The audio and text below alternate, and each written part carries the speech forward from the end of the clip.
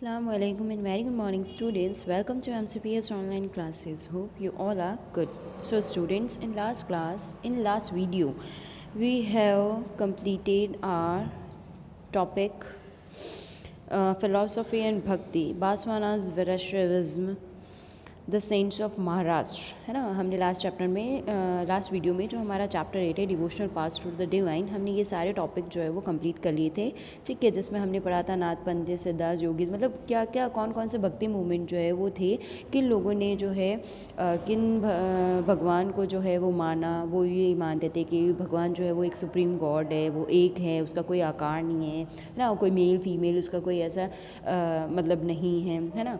और उसके बाद जो है इस्लाम और सूफिज़्म के बारे में पढ़ा था कि इस्लाम जो है, सूफिज़्म जो है, वो लोग जो है वो क्या बोलते थे, सारे रिचुअल्स वगैरह जो होते थे वो भी क्या बोलते थे, उनको रिजेक्ट करते थे, मतलब वो नहीं मानते थे कि ये सारी चीज़ें जो है वो बेकार है। और वो सब क्या मानते थे कि हमें हमारे हार्ट को जो है वो क्या करना चाहिए, हमें उसको ट्रेन करना चाहिए ताकि हमारा दिल जो है वो हम भगवान को जो है वो उनकी भक्ति दिल से करें, है ना। हम अपने आप को भगवान के करीब पाएँ, अल्लाह के करीब पाएँ, ठीक है। अभी हम इस वीडियो में हमारा नेक्स्ट टॉपिक स्टार्ट करते हैं, that is new religious development in North India. अब नॉर्थ इंडिया में पहले हमने साउथ का पढ़ा था, अभी हमने पढ़ना है नॉर्थ इंडिया में कि नॉर्थ इंडिया में किस तरीके से रिलीजियस डेवलपमेंट हुआ, ठीक है। चलिए हम पढ़ते हैं हमारा chapter. The period after the 13th century saw a new wave of the bhakti movement in North India, की 13th सेंचुरी जो था उस टाइम के बाद से जो है एक नई जो है वो लहर आई थी भक्ति मूवमेंट की नॉर्थ इंडिया में। नॉर्थ इंडिया वाले जो भी पार्ट थे वहाँ पर भक्ति मूवमेंट जो है वो स्टार्ट हो गया था। This was an age when Islam, Brahmanical, Hinduism, Sufism, various strands of bhakti and the Nath panths, Siddharth and yogis influenced one another. और उस टाइम पर वो टाइम पीरियड जो था, उस टाइम पर इस्लाम, ब्राह्मणिकल, जो हिंदुइज्म थे, जो सूफिज्म जो थे, है ना, उनका जो भक्ति मूवमेंट था, और जो नाथ पंथ, सिद्धार्थ, योगीज, ये सारे लोगों से जो है वो सब क्या कर रहे थे, एक दूसरे को इन्फ्लुएंस कर रहे थे। We saw that new towns, chapter 6, and kingdoms, chapter 2, 3, and 4, were emerging, and people were taking up new professions and finding new roles of themselves. कि हमने चैप्टर 6 में 2, 3, 4 में हमने ये पढ़ा किस तरीके से नए नए जो टाउन्स है वो बनने लगे, नए किंगडम्स जो है वो बनने लगे थे, है ना, किस तरीके से इमर्ज होने लगे थे ये लोग। तो उसमें हमने ऑलरेडी ये चीज़ें पढ़ी कि किस तरीके से नए नए तो उनका नए नए रोल जो है आने लगा था। Such people, especially craft person, peasant, traders, and laborers, thronged to listen to these new saints and spread their ideas. और उन लोगों में से ज़्यादातर ये जो लोग थे, जैसे कि क्राफ्ट पर्सन थे, पीजेंट्स वगैरह थे, ट्रेडर्स जो थे, लेबरर्स जो थे, ये लोग क्या करते थे, उनको सुनते थे, और ये जो न्यू सेंट्स वगैरह थे उनको फॉलो करते थे, और उनके आइडियाज़ जो थे उनको क्या करते थे, वो स्प्रेड करते थे। Some of them like Kabir and Baba Guru Nanak rejected all orthodox religion. ये लाइन अंडरलाइन करिएगा कि उस टाइम पर फिर कौन लोग आ गए थे, कबीर हैं, बाबा गुरु नानक है, ये लोग आए थे, और उन लोगों ने क्या किया था, जो भी ऑर्थोडॉक्स मतलब जो पुरानी रूढ़ी रीति रिवाज जो भी है, रिचुअल्स जो भी थे, उन सबको उन्होंने क्या कर दिया था, रिजेक्ट कर दिया था।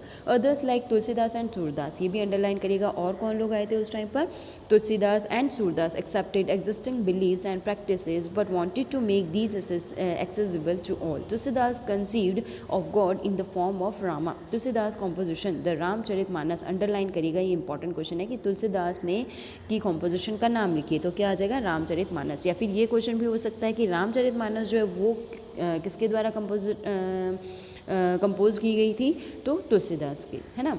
तो तुलसीदास जो है वो आ गए थे, कबीरदास, सूरदास, बाबा गुरु नानक, ये लोग सारे लोग जो आए थे। और इनके बारे में आपने हिंदी की बुक्स में भी पढ़ा होगा। हिंदी के जो पद्यांश वाला भाग होता है उसमें हम पढ़ते हैं कबीर के दोहे, है ना, और सूरदास जी के, तुलसीदास जी के दोहे वगैरह होते हैं, उनकी पोयम लिखी हुई होती है, उनके साखियाँ जो होती है वो लिखी हुई है ना। तो उनके बारे में पढ़ा होगा कि वो जो थी वो भी, ये लोग पर्टिकुलर मतलब जो है वो भक्त, वो भी भक्ति जो है अपनी उन पोयम्स के थ्रू जो है वो अपनी भक्ति को प्रदर्शित करते थे, उनको बताते थे, उसके बारे में बताते थे।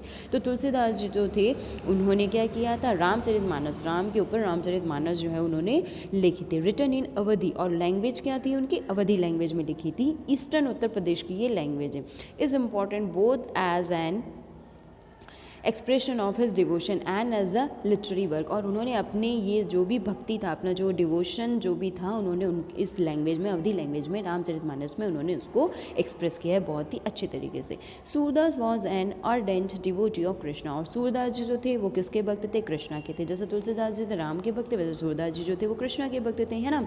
वो कृष्ण जी के बारे में जो है वो लिखते थे, सांख्या वगैरह लिखते थे, पोएम्स वगैरह लिखते थे, दोहे लिखते थे। His composition compiled in the Sursagar. अब अंडरलाइन करिएगा कि सूरदास जी ने कौन कौन से कॉम्पोजिशन किए?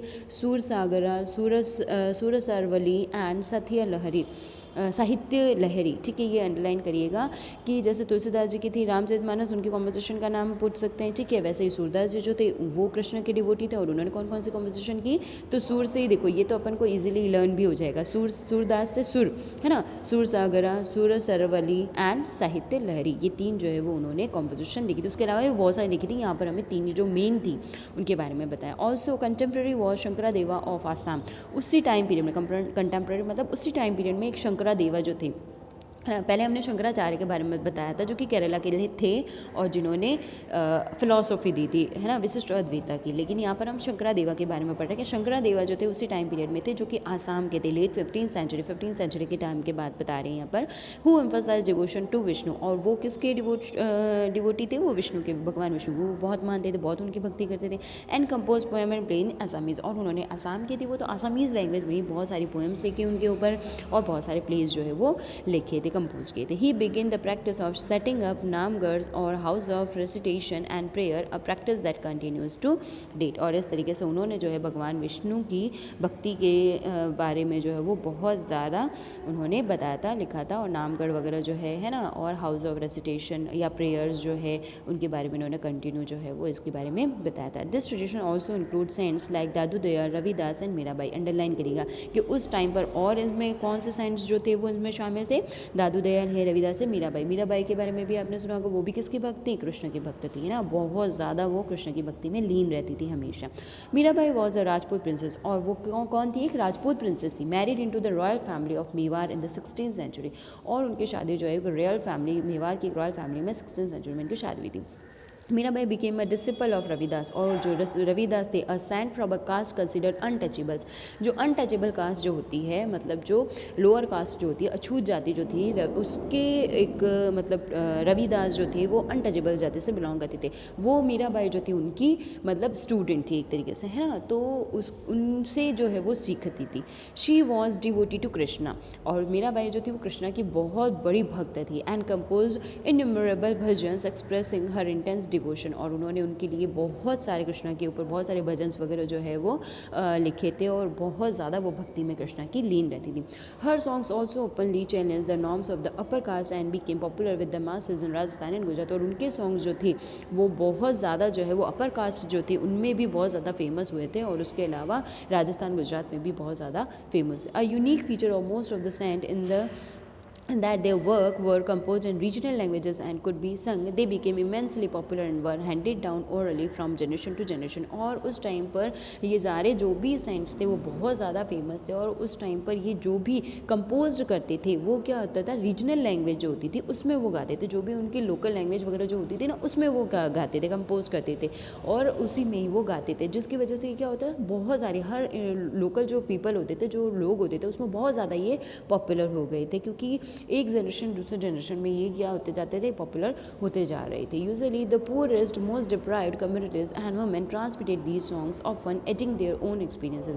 और उसके अलावा जो पुअर लोग होते थे, जो डिप्राइव्ड कम्युनिटीज़, जो लोअर कास्ट वगैरह, वुमेन वगैरह जो होती थी, इन सॉन्ग्स को और क्या करती थी, उनमें अपने एक्सपीरियंस को भी डालकर उन सॉन्ग्स को ट्रांसमिट करती थी, मतलब आगे जो है और पहुँचाने का काम करते थे। Thus the songs as we have them today are as much a creation of the saints as of generation of people who sang them, they have become a part of our living popular culture। और धीरे धीरे ये सारे जो भी cents ने जो भी ये क्रिएशन किया था, जनरेशन हर पीपल लोगों में, हर जनरेशन के लोग जो है उसको गाते थे और धीरे धीरे ये जो हमारे लिविंग पॉपुलर हमारा जो कल्चर है उसी में ये जो होने हम उसी का ये एक पार्ट बन गया। हम लोग जो है डेली रूटीन में भी क्या करने लगे थे, उस टाइम के जो लोग थे वो लोग उनको डेली लाइफ जो है उसमें भी वो भजन वगैरह जो है कीर्तन वगैरह जो है वो करने लगे थे। अब यहाँ पर एक हमें बताया है the essence of Shankara Dewas devotion. अब शंकरा देवास जो थे जिनके बारे में हमने यहाँ पे पढ़ा था, शंकरा देवा जो था जो कि आसाम के थे और उन्होंने भगवान विष्णु के वो डिवोटी थे और उसके अलावा आसामीज़ में उन्होंने बहुत सारे प्ले वगैरह जो है वो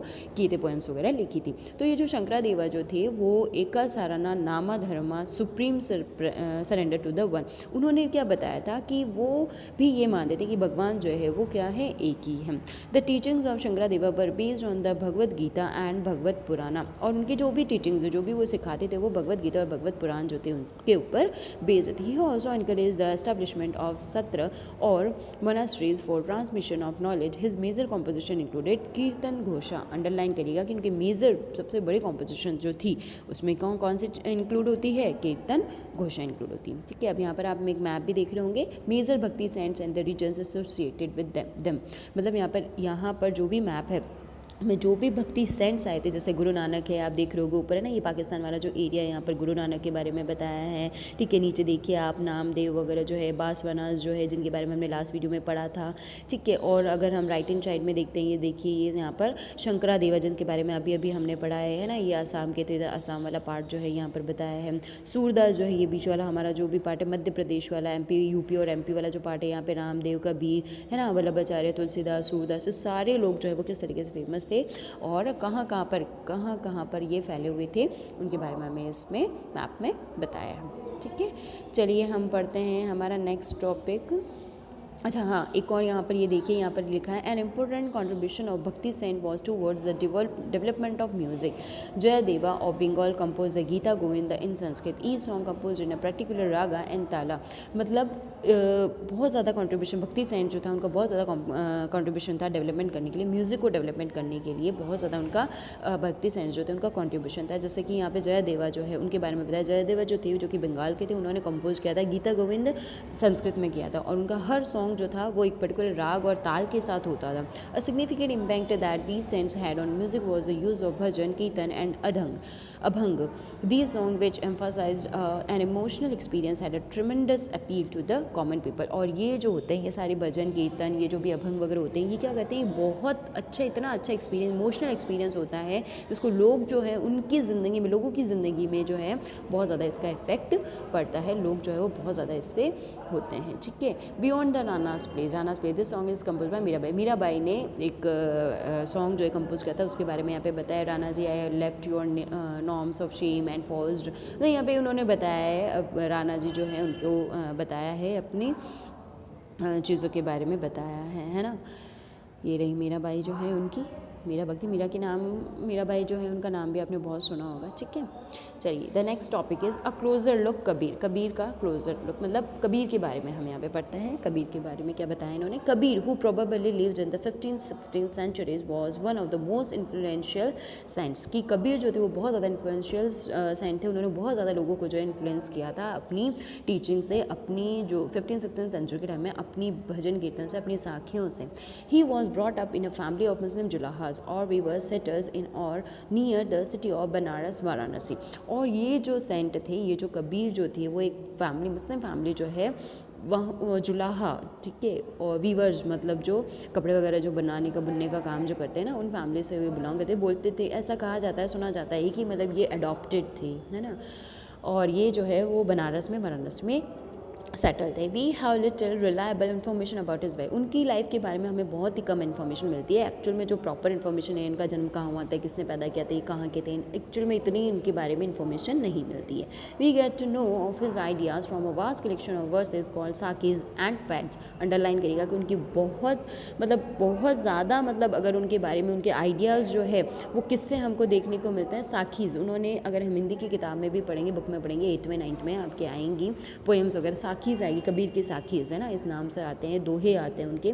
तो साखीज़ और पैड्स जो थे वो उसमें बहुत ज़्यादा उनका कलेक्शन है उनके आइडियाज़ का।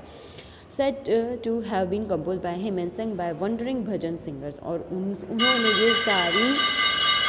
ये जो भी साखीज़ वगैरह जो है उसको बहुत ही अच्छे तरीके से भजन सिंगर्स जो होते हैं उस तरीके से उन्होंने बहुत ही अच्छे तरीके से उसको कंपोज किया था। Some of these were later collected and preserved in the Guru Granth Sahib, पंचवानी and बिजाक। ये भी अंडरलाइन करेगा। उसके अलावा उनका और कलेक्शन अगर उनके कलेक्शन के बारे में बात करें तो उनका ये सारा कलेक्शन जो है वो कहाँ पर प्रिजर्व है, गुरु ग्रंथ साहिब में, पंचवानी में और बिजाक में। ठीक है। Now in search of the true Lord he compose of Kabir. Composition बताइए कबीर की। कबीर यहाँ पर बैठे हुए एक जुलाहे थे ये, है ना। तो यहाँ पर देखिए ये आप Kabir working on a loom, एक लूम पर जो है, क्योंकि ये वीवर्स फैमिली से बिलोंग करते थे, है ना। तो कपड़ा वगैरह बुनने का जो बनाने का काम करते, तो ये बुन रहे हैं। और उसके अलावा कबीर जो है वो अब उनकी कॉम्पोजिशन बताइए। O lord, Ram present in all living beings, have mercy on your servant O lord. मतलब यहाँ पे उन्होंने अपनी साखी में अपनी कॉम्पोजिशन में बताया है कि अल्लाह राम जो है वो हर एक जगह पर जो है वो प्रेजेंट है ना। उन्होंने गॉड के बारे में बताया है। ठीक है। Now Kabir teachings were based on a complete indeed vehement rejection of the major religious tradition. Kabir की जो टीचिंग थी वो किस पर बेस्ड थी कि उन्होंने सारे जो भी रिलीजियस जो ट्रेडिशंस वगैरह थे उन्होंने उनको रिजेक्ट कर दिया था। वो नहीं मानते थे कि ये सारे रिलीजियस ट्रेडिशंस जो हैं, ये सारे ट्रेडिशंस जो होते हैं, भगवान को किस तरीके से पूजा करो, ये करो वो करो, ये सारे जो है उन्होंने रिजेक्ट कर दिए थे। His teachings openly ridiculed all forms of external worship of both Brahmanical Hinduism and Islam. उसके अलावा उनकी जो टीचिंग्स थी वो मतलब ब्राह्मणिकल हिंदुइज्म, इस्लाम वगैरह जो है ये सारे मतलब इन सारी जो भी इनके जो तरीके होते थे, इनके जो वर्शिप पूजा करने के जो एक्सटर्नल तरीके होते थे ब्राह्मणिकल हिंदुइज्म इस्लाम के, तो उनको वो नहीं मानते थे। The preeminences of the priestly classes and the caste system, वो ये कास्ट सिस्टम वगैरह जो होता था, जो प्रीस्ट जो होते हैं वो ऊंची कास्ट के होते हैं, बाकी जो कास्ट सिस्टम वगैरह इनको भी उन्होंने रिजेक्ट कर दिया था। The language of his poetry was a form of spoken Hindi widely understood by ordinary people. He also sometimes used cryptic language which is difficult to follow. ये जो पोइट्री अपनी लिखते थे वो कौन सी लैंग्वेज में लिखते थे? जो स्पोकन लोकल जो हिंदी लैंग्वेज में जो ज़्यादातर लोग समझ सकें ऐसी लैंग्वेज में क्या करते थे, लिखते थे। और उसके अलावा कभी कभी वो इतनी क्रिप्टिक लैंग्वेज में भी लिखते थे कि उसको फॉलो करना भी डिफिकल्ट हो जाता था। Kabir believed in formless supreme God and preached that the only path to salvation was through bhakti or devotion. Kabir drew his follower from among both Hindus and Muslim. Kabir जो थे वो ये मानते थे कि हिंदू और मुस्लिम जो है वो कुछ भी नहीं है। इन लोगों को वो इतना उनके जो मतलब रिलीजियस जो ट्रेडिशन थे उनको वो रिजेक्ट मानते थे। और उसके अलावा वो ये बिलीव करते थे कबीर कि गॉड जो है वो फॉर्मलेस और सुप्रीम गॉड है। गॉड जो है वो एक ही वो फॉर्मलेस है, उसका कोई मतलब कोई आकार नहीं है, कोई रूप नहीं होता है। ठीक है। और अगर हमें मुक्ति पानी है, सैल्वेशन, अगर हमें मुक्ति के मार्ग पर जाना है, अगर हमें मुक्ति चाहिए तो हमें क्या करना पड़ेगा? उनकी भक्ति करनी पड़ेगी। हमें हमारे जो सुप्रीम गॉड है, जो एक ही गॉड है हमारा, उसकी हमें क्या करनी पड़ेगी? भक्ति करनी पड़ेगी। उसको हमें दिल से जो है हमें उनके लिए उनकी भक्ति में लीन रहना पड़ेगा और उनका जाप वगैरह करना पड़ेगा। ठीक है। Now the next topic is a closer look Baba Guru Nanak. तो ये जो टॉपिक है हम नेक्स्ट वीडियो में कंप्लीट करेंगे। अभी के लिए बस इतना ही। आप जो भी मैं आपको वर्क सेंड करती हूँ आप उस वर्क को अच्छे से कंप्लीट करिएगा अपनी हिस्ट्री की नोटबुक में। हम नेक्स्ट वीडियो में मिलते हैं। Bye bye.